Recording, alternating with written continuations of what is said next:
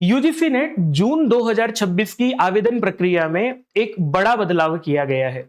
अब से पहले जब भी आप यूजीसी नेट के लिए आवेदन करते थे, तो आपको एनटीए की वेबसाइट पर जाकर के अपना नाम, mobile number, email ID, date of birth, ये सब जानकारियां साझा करनी होती थी। आपका रजिस्ट्रेशन हो जाता था और फिर आप आगे अपनी फॉर्म भर पाते थे, एजुकेशनल डिटेल्स अपनी डाल पाते थे, अपना फॉर्म सबमिट कर देते थे। लेकिन इस बार आप सीधा रजिस्ट्रेशन नहीं कर पाएंगे वेबसाइट पर जाकर के। इसके लिए आपको मेरी पहचान पोर्टल का सहारा लेना पड़ेगा। इस बार आपका जो रजिस्ट्रेशन होगा वो मेरी पहचान पोर्टल के माध्यम से होगा। ये मेरी पहचान पोर्टल क्या है? इस मेरी पहचान पोर्टल से आप लोगों को आवेदन करने में, रजिस्ट्रेशन करने में क्या परेशानी होगी, किस तरह से उसका समाधान होगा, सारी जानकारी इस वीडियो में लेकर के आया हूं। प्रणाम निवेदित करता हूं। मेरा नाम है अवधेश विद्यालंकार। आप लोग जुड़े हैं विद्या वारिधि के यूट्यूब चैनल पर। मैं आपको इस वीडियो में सारी जानकारी दूंगा, तो थोड़ा वीडियो लंबा हो जाएगा, धैर्य से देखिएगा।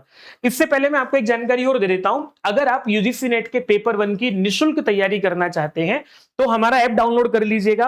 हमने आपके लिए बहुत सारी क्लासेस पहले से रिकॉर्ड की हैं और बहुत सारा फ्री कंटेंट अपलोड कर दिया है, तो वो फ्री बैच आप लोगों को मिल जाएगा। उसके लिए ऐप डाउनलोड कर लीजिएगा। आईएएस अगर आप डाउनलोड करना है तो यहां से कर लीजिएगा, और एंड्रॉइड ऐप के लिए ये क्यूआर कोड है।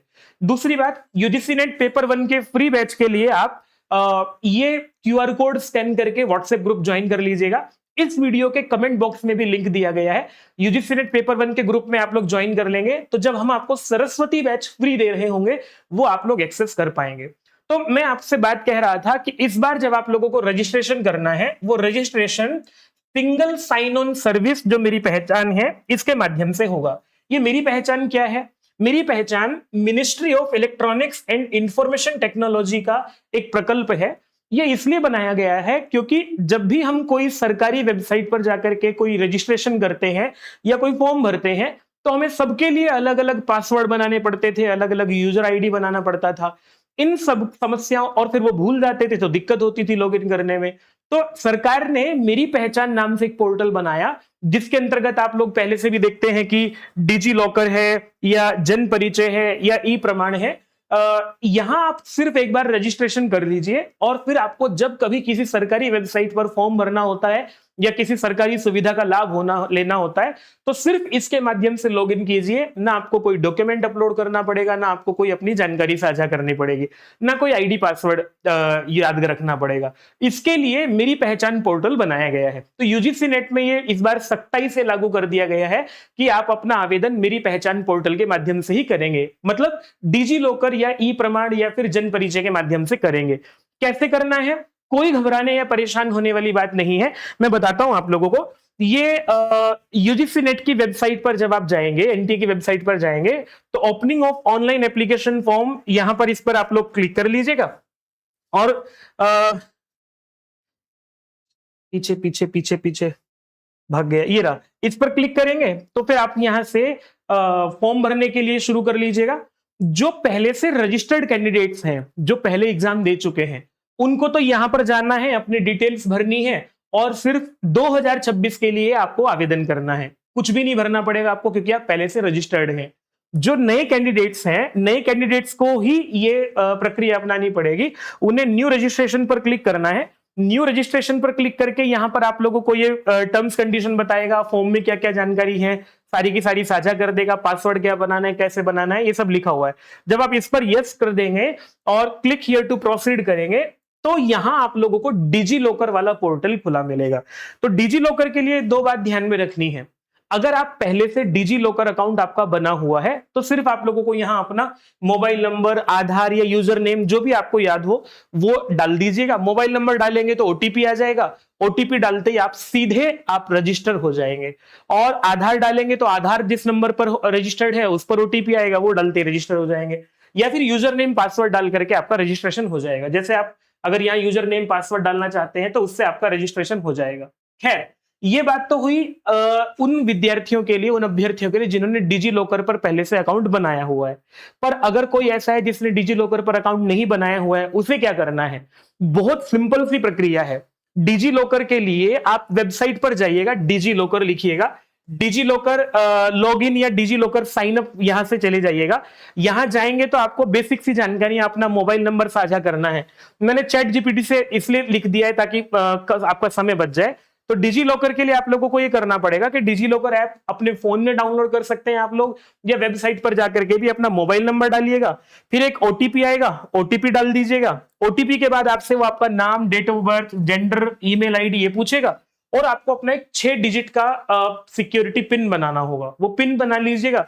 फिर उसके बाद आप लोगों को अपना यूजर नेम और पासवर्ड सेट करने के लिए कहेगा, तो वो हो जाएगा। फिर आप सीधा सीधा सा आधार से लिंक करना पड़ेगा। आधार अपना नंबर डालेंगे, आधार जिस नंबर से लिंक्ड है उस पर ओटीपी आ जाएगा, वो डाल लेंगे। 1 मिनट की प्रक्रिया भी नहीं है पूरी पूरी, और आपका अकाउंट डिजी लॉकर पर बन जाएगा। तो बस इतना सा करना है, अभ्यर्थियों को कोई परेशानी नहीं होगी, बशर्ते आप लोग एक बार डिजी लॉकर पर अपना अकाउंट बना लीजिएगा। छोटी सी प्रक्रिया है, आप लोगों को डिजी लॉकर पर जाकर के अपना नंबर डालना है, ओटीपी डालना है, नाम, मोबाइल नंबर, आधार की जानकारी डालनी है, और वो अपना एक यूजर नेम और पासवर्ड क्रिएट करना है। वो हमेशा के लिए हो जाएगा आपका। फिर जब भी कभी आप लोगों को कोई भी फॉर्म भरना होगा तो उस डिजी लॉकर के माध्यम से भर पाएंगे। तो ये जब बहुत मन में आप लोगों के डर है या है कि भाई परेशानी होगी, कोई परेशानी नहीं होगी। अब मैं दिखाता हूं आप लोग, जब आप लोग अपना डिजी लॉकर अकाउंट बना लेंगे और डिजी लॉकर अकाउंट से लॉगिन कर लेंगे, फिर आपको कैसे करना है आगे मैं आपको दिखाता हूं।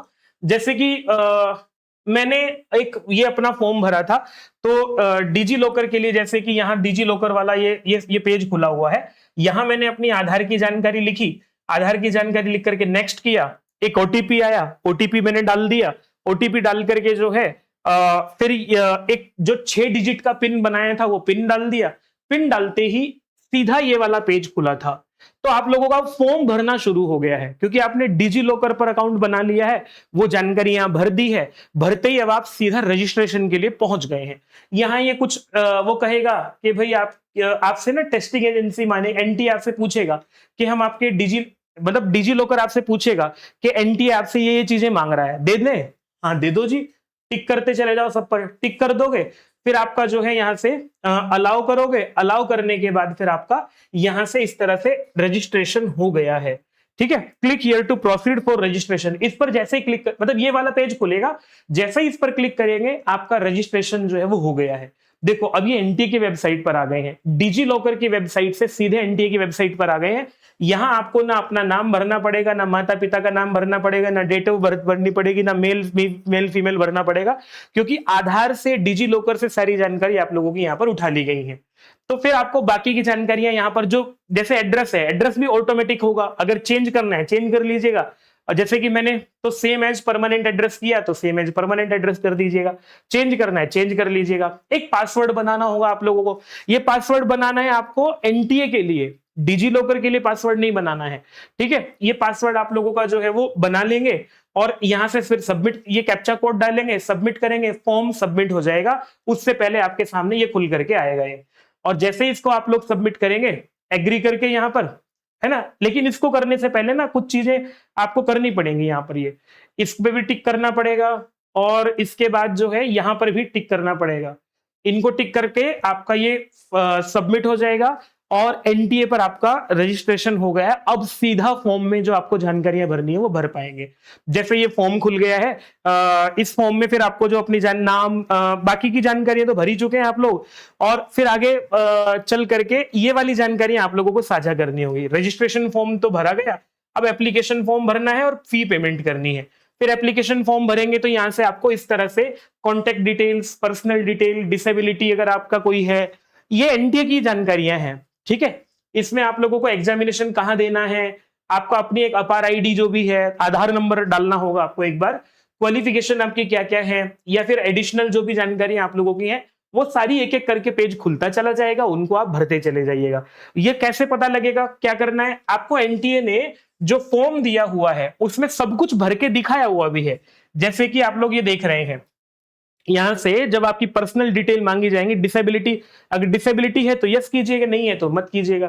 ठीक है, डिसेबिलिटी पर 3 4 5 पेज दिए हैं इन्होंने, जिनको दिव्यांगता के लिए क्या क्या भरना है, कैसे भरना है, सब लिखा हुआ है। बहुत आसान सा है, ज्यादा कठिनाई नहीं होगी आप लोगों को भरने में इसको। ठीक है, डिसेबिलिटी के लिए जब आप नो कर देंगे तो ये सब भरना ही नहीं होगा आपको कुछ भी। फिर डिसेबिलिटी के बाद आप लोगों को भरना है यहाँ पर सीधे सीधे अपना, ये बहुत सारा डिसेबिलिटी वाला ही है, क्योंकि डिसेबिलिटी के लिए सब कुछ भरना पड़ेगा यहाँ पर।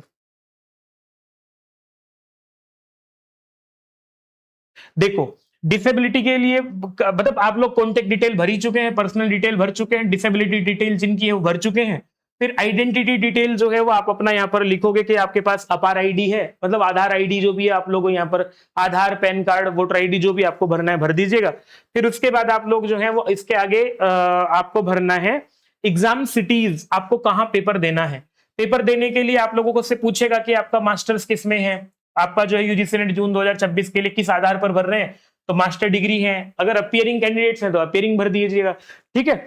और सब्जेक्ट आपका क्या है वो चुनना है आपको। इंक पेपर का जो मीडियम है क्या रखना है, वो आप लोगों को इंग्लिश, हिंदी जो भी रखना है, या जिस भाषा में पेपर देना है वो दे सकते हैं।